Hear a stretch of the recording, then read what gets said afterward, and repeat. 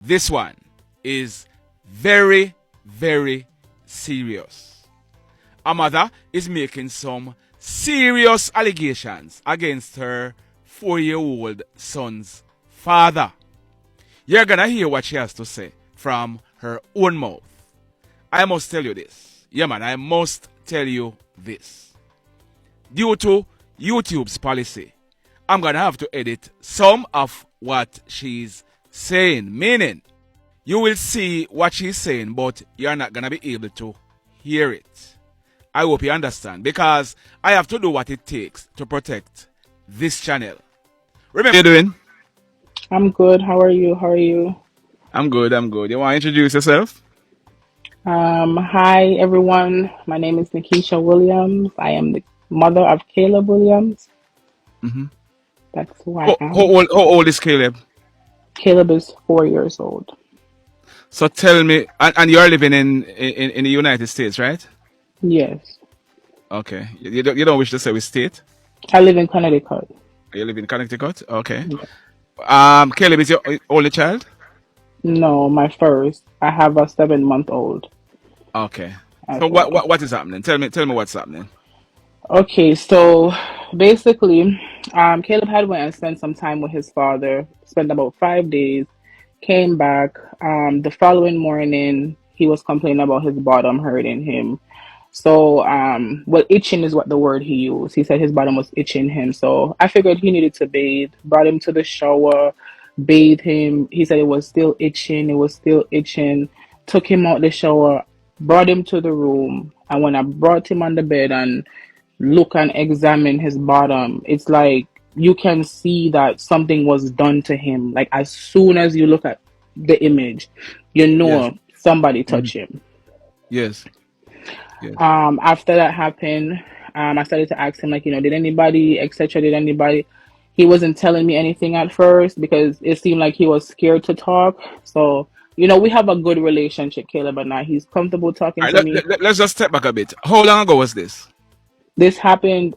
They dropped him off on the 18th, and Of I brought him to the 18th of, hospital on of the October. 19th of October. Yes, And you brought him to the hospital, and so the how long would 19th. how long was he with his father before he was dropped off? 5 days. He went the Friday night, and his Yes. dad dropped him back the Wednesday night. Wednesday. So you would have brought him to the hospital the Thursday. The Thursday, All yes. right. Go ahead. Go ahead. So after he started to tell me, he opened up and explained to me what had happened. I called my mom, family started to get involved because no, this is a serious issue. He's complaining still, so I'm like getting him ready to take him to the urgent care. Urgent care couldn't help us because of the level of the problem. Brought him to the hospital. The hospital, they examined him, did everything, ran our kids. They did the blue light, took his clothes that he wore, everything. They did everything. Told me every single last thing about the STDs, the this and the that. He started to get tired. We went home. After we went home that night, at the time, I hadn't asked him specifically what happened. I just know like pieces. Like he's trying to explain it, but he don't know how to really put the words together like how you and I would know how to talk straight. Yes. So when we get home, I just comfort him. The police came that night, like 8 police cars, 8 cop cars came and took my statement about what happened with my son. I was expecting, like, within a day or two to get a response. I didn't hear anything from anyone, like, not a single word. From the night the police came, I didn't hear anything. I just started praying. I started praying. I started praying because I God must say. So I started praying the next morning, which would have been the Sunday night, which was Mm-hmm. the 29th. The Monday morning, someone called me from New Jersey, not from Connecticut, where I reported the crime, where I brought him to the hospital where the police came out, but from New Jersey. So the Mm-hmm. social worker called me. After she called me and she asked me, did anybody reach out? Is there any update? I said, no, there's no update, nothing. She said, okay, I'm gonna make a call. Made a call that same afternoon. Somebody came out from Bridgeport. The social worker came out. She Yes. started talking to me. She questioned my son at the time. It had been like 11 days now, so she came out on the 30th. So the Yes. incident happened on the 19th when I took him to the hospital.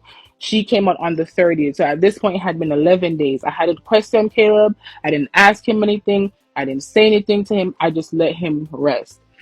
Um, when she started questioning him, he started to tell her things that we hadn't really heard before. He Yes. was saying pieces of that before, but it wasn't the full picture.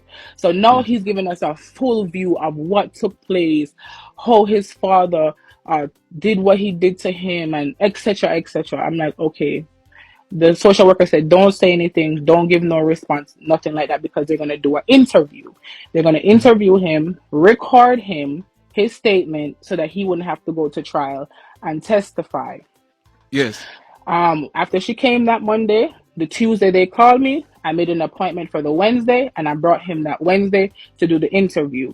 They sat, they talked to me. I expressed to them how I was upset because I didn't understand how a child could express to you guys that his father, a 4-year-old child, expressed to you that his father him, and there has been no type of movement, no type of nothing. I Yeah. expressed that to them. They told me that they were sorry because somebody dropped the ball and etc etc. It was calm. The situation wasn't that serious, so they wasn't going to do anything about it. So I let them do their thing. I asked them if I was going to get to see the video that he made. They said no, I cannot see the video. It's going to go straight to the prosecutor and whosoever is dealing with the case. So then I said, can I know what he said? The social worker that was here the night, she was also in the room at the time with the other individuals that were in the room. So she Yes. proceeded to say to me, oh, his story is the same from that night. Only thing he said, his dad put tape on his mouth. What? Yes. So now I'm like, tape.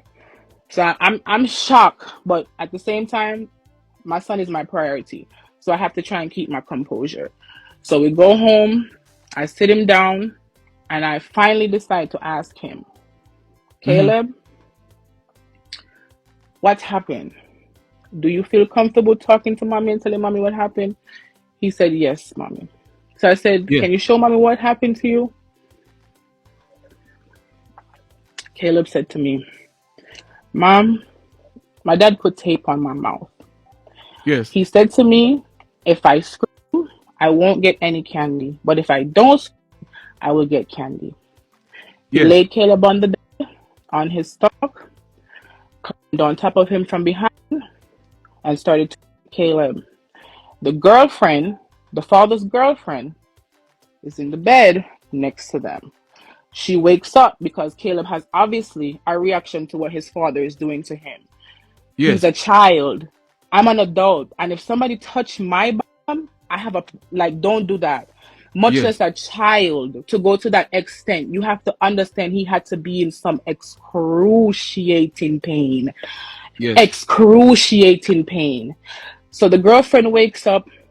Oh, you're not supposed to do that. Da, da, da. She's cussing him out.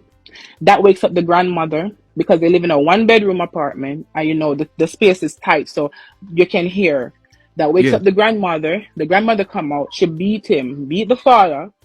The father took the tape off my son's mouth, gave him the candy, and told him he was sorry. My Mm-hmm. son could even describe to me. He said, Mommy, one of the candy was sour and the other one was a lollipop. He said, Mommy, it was so sour. And I'm like, to even sit and hear my child vividly explain to him how him own father, when I sent him to protect him, to keep and watch over him, Mm-hmm. him. We're gonna use the proper words because we're not gonna cover it up. To Mm-hmm. me, that is the biggest issue that we are facing right now. Things like this happening, nobody is saying nothing. It's covered up, it's pretty up. No, you raped my child. You took his innocence. You took his innocence. That was never supposed to happen to my child. Worse, your own son, your own child, your own, Mm-hmm. your own. How do you have your woman in the bed beside you and find the strength to get up and trouble your child, Tom? I don't, I've never in my life heard anything like that. Mm. Prior to this story coming to the night when I came home from the hospital, I called the father and I asked him, I said, Chad, What happened to Caleb's bottom? How come nobody said anything to me about what happened?